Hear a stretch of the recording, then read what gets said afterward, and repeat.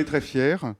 Je crois que c'est important pour une conférence comme la nôtre d'avoir évidemment une présence ministérielle, mais pas non plus n'importe laquelle. On est une conférence sur la construction du futur, on est une conférence sur l'innovation, on est une conférence qui s'intéresse également à la manière dont ce futur, dans l'innovation sociale, dans l'innovation environnementale, peut se construire avec les gens. Et je crois qu'on a là une ministre qui est engagée depuis très longtemps sur les questions environnementales, depuis très longtemps sur les questions d'innovation. Et je ne sais pas si c'est depuis longtemps sur les questions technologiques, mais en tout cas, elle s'est saisie du sujet vite et fort. Et donc, je vous demande d'accueillir la secrétaire d'État à la prospective et au développement de l'économie numérique, Nathalie Kosciusko-Morizet.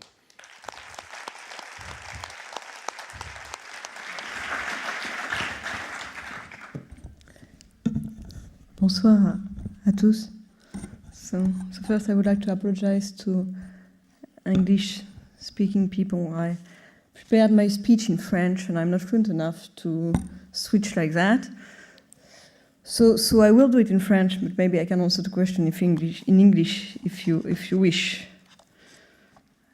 Et je voudrais d'abord remercier Daniel Kaplan et Laurent Hauck d'avoir pensé à cette invitation, qui me fait bien plaisir. En fait, j'aurais aimé passer un peu plus de temps, mais ce matin, j'étais au Salon du Bourget. Et c'était intéressant aussi parce que dans un autre genre, entre un avion de chasse et un satellite, il y avait aussi beaucoup d'innovation et beaucoup d'innovation numérique, même si l'esprit était, vous l'imaginez, assez différent. J'apprécie que vous m'ayez invité aussi parce que même si, à travers certaines présentations, ça peut vous sembler éloigné de l'action gouvernementale, ce qui vous est présenté, en fait, c'est pour moi au cœur de mes missions, puisque j'ai deux casquettes, le numérique et la prospective. Deux missions qui, l'une et l'autre d'ailleurs, sont pas très simples, mais qui peut-être trouvent plus encore de sens en les associant. Et je voudrais vous dire d'abord quelle signification politique je veux leur donner. Je ne vous parlerai pas des élections passées et à venir, rassurez-vous, je vous parlerai plutôt de politique au sens de la politique publique. Qu'est-ce que c'est qu'une politique publique de la prospective et de l'économie numérique?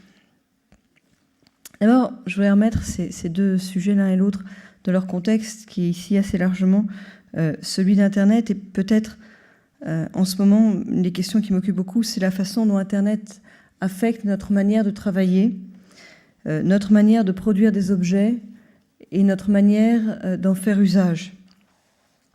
Puisque l'expérience Internet, c'est l'expérience d'une nouvelle façon de communiquer, non pas au sens d'un nouveau média. Là, évidemment, on est très loin du cœur du sujet, mais au sens d'un nouveau mode de communication global. Un nouveau mode de communication pour les personnes, pour les idées, un nouveau mode de communication aussi pour les objets qui circulent d'un poste à l'autre, qui peuvent être travaillés, qui peuvent être modifiés à distance. Il y en avait d'ailleurs de très ludiques exemples ce matin au Salon du Bourget. Et Internet nous apprend ça. Alors on peut le décliner de manière très différente, manière probablement plus ou moins souhaitable d'ailleurs, et on est à ce moment de l'histoire où on hésite entre toutes sortes de possibles, depuis l'activation du thermostat de la chaudière à granulés dans la maison de campagne depuis un bureau parisien, l'augmentation du champ de vision de la webcam sur le salon, avec tout ce que ça veut dire derrière, après, en termes de choix de vie et peut-être de choix de type d'utilisation. Grand-mère lit un livre, on n'arrive pas à discerner le titre. Mon fils en a profité pour attaquer un dessin animé et surtout une deuxième tablette de chocolat. Je le vois depuis la webcam. Je tape sur mon clavier, un avertissement. La tablette de chocolat lui tombe des mains, il a l'air piteux. Il marmonne quelque chose, mais la voix est couverte par une autre qui vient de la cuisine, c'est le frigo qui proteste qu'il n'y a plus de yaourt et que par ailleurs les oignons sont périmés. Bon, je referme la page maison et alors là je reprends l'ordinateur. La page a été modifiée, c'est des post-it qui sont apparus en bas, tapés par des collaborateurs sur un texte que j'avais commencé à faire. Est-ce que c'est agréable d'ailleurs que les collaborateurs commentent les textes en même temps que je les fais? Je leur pose la question, il y en a deux au premier rang. Et puis la secrétaire qui devait m'apporter un dossier de presse est en retard parce que je constate sur l'écran de géolocalisation que le conseiller prospective est en train de la draguer dans le jardin. Est-ce qu'il a envie de savoir, est-ce qu'il a envie que je sache qu'il est dans le jardin? Mais je m'égare, il y a du pire et du meilleur sans doute dans toutes les applications qu'on doit pouvoir développer. Et la technologie n'emporte pas de valeur morale en elle-même. C'est à nous de lui trouver les bons usages. Les bons usages, et je voudrais revenir à ce que nous faisons via Internet, à cette nouvelle expérience de l'action à distance, espèce de nouvelles proximités et de nouvelles expériences de la distance en même temps. Le travail à distance. Lorsque les machines sont en capacité de communiquer et d'interagir, et nous avec, selon des modes complètement nouveaux, complètement différents. Alors, il y a les réseaux fermés, dans l'univers d'une habitation, je citais là, on préfère qu'ils soient fermés, ceux-là, les réseaux un peu intimes, il y a les réseaux ouverts, il y a l'interopérabilité, quand les objets physiques sont eux-mêmes en mesure d'échanger des informations, des instructions. Il ne s'agit pas à proprement parler encore d'ailleurs d'Internet des objets. Moi, je trouve qu'on utilise un petit peu à l'excès le mot d'Internet des objets. Et sans doute, on lui donne une signification diminuée par rapport à ce qu'il voudrait être véritablement, parce que pour qu'un Internet des objets soit effectif, il faudrait que les objets eux-mêmes soient les agents ou soient les usagers du réseau. Et en fait, c'est rarement le cas dans les expériences d'Internet des objets qui nous sont présentés. Actuellement, ils transmettent simplement des données qui correspondent à leur composition, à leur usage. On n'est pas véritablement dans un Internet des objets. Et pourtant, la capacité des réseaux est telle qu'elle a déjà profondément modifié les modalités du travail. Elle a modifié le partage des informations, la communication. Elle modifie aujourd'hui la production des objets physiques. C'est ce qui transparaissait d'ailleurs à travers certaines des présentations avec la décentralisation du travail productif, la possibilité de travailler un petit peu tout à distance.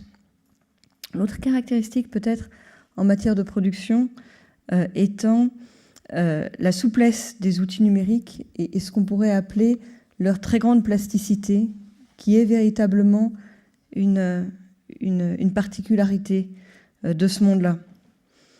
Puisque les outils numériques permettent en général que les usages, les contenus soient adaptés à des besoins parfaitement individuels ou parfaitement circonstanciels. Pour un exemple, peut-être, je pourrais citer celui des SMS, qui n'étaient pas du tout prévus pour être ce qu'ils sont finalement. Mais l'Internet lui-même a un objet qui a été détourné. Initialement, l'Internet avait un objectif de sécurité, c'était d'échange d'informations sécurisées, c'était le projet ARPANET. Il y avait une logique de défense avec la transmission des données confidentielles. En fait, c'est dans les gènes de l'Internet que d'avoir détourné son propre objet initial.